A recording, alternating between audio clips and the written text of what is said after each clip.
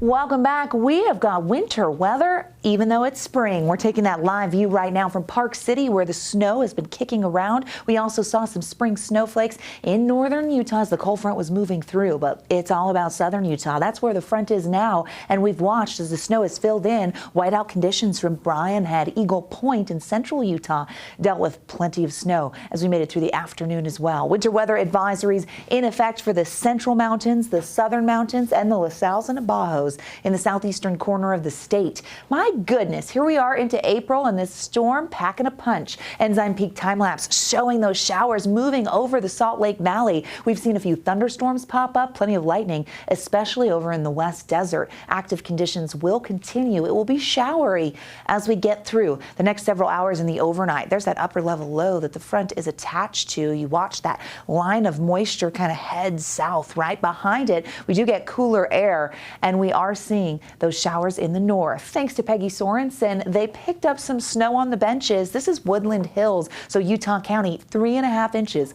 of that spring snow during Easter week. Oh boy, this storm also tumbled the temperatures. We're sitting in the 40s for the northern half of the state, 50s in Moab, upper 60s now in St. George. Cedar City just had a drastic drop, sitting at 37 degrees as the rain is coming down, anticipating that to turn to snow, and we will see some sloppy spring snow conditions. The front on the move, and it's 32 degrees cooler in Cedar City than where they were at this point yesterday. That drastic drop told by the 24-hour temperature change. You can see places like Blanding and St. George, not quite as drastic. We are cooler, but the front has not moved through those areas just yet. Along the Wasatch Front, shower potential holds on. We get a trailing wave, and that's going to allow for moisture to kick back up. By ABC4 News at 10, partly cloudy. We have the showers, and temperatures will be hitting just 40 and then dropping into the 30s as we head into the overnight. I know what you're thinking. Am I going to wake up to snow? Well, maybe on the grassy areas.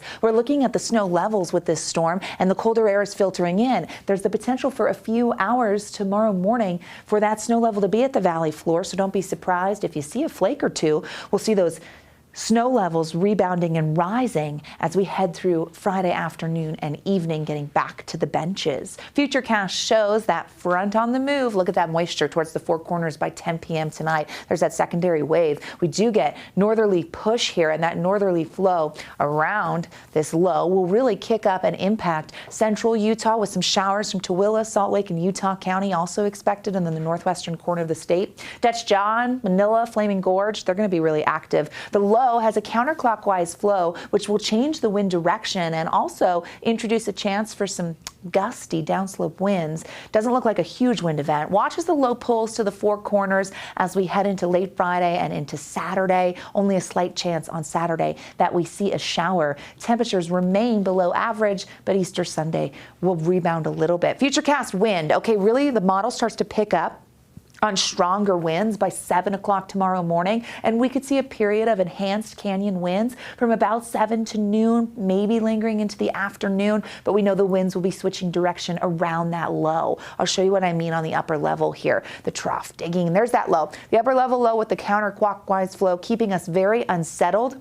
It kind of pulls pretty far south. We get northerly flow, northeasterly flow behind it. This is into Saturday. Then we head into Easter Sunday, where we have quieter conditions and temperatures will rebound. It will be a beautiful holiday. If you have outdoor plans, it's going to be pretty nice. But as you look towards Monday, we do have another trough moving in, which will bring the potential of some showers, not just Monday, but then for the midweek as well. So a more active pattern in store for the Wasatch Front as we get through next week. 40s and 50s, I know. The above average warmth that we started the week with, nope, it's gone. 40s and 50s with a chance of thunderstorms in eastern Utah. Showers for the rest of the state, 60 in St. George. Cooler temperatures, noticeably cooler. As we look at the St. George 7-day, scattered showers expected tomorrow, slight chance Saturday. Beautiful Easter Sunday with the mid-70s, warming up into next week. Here's a check on your Easter weekend forecasts throughout the region. Drier conditions. Sunday looks like the nicest day, so Easter will be beautiful. At least I hope. That's my wish for you.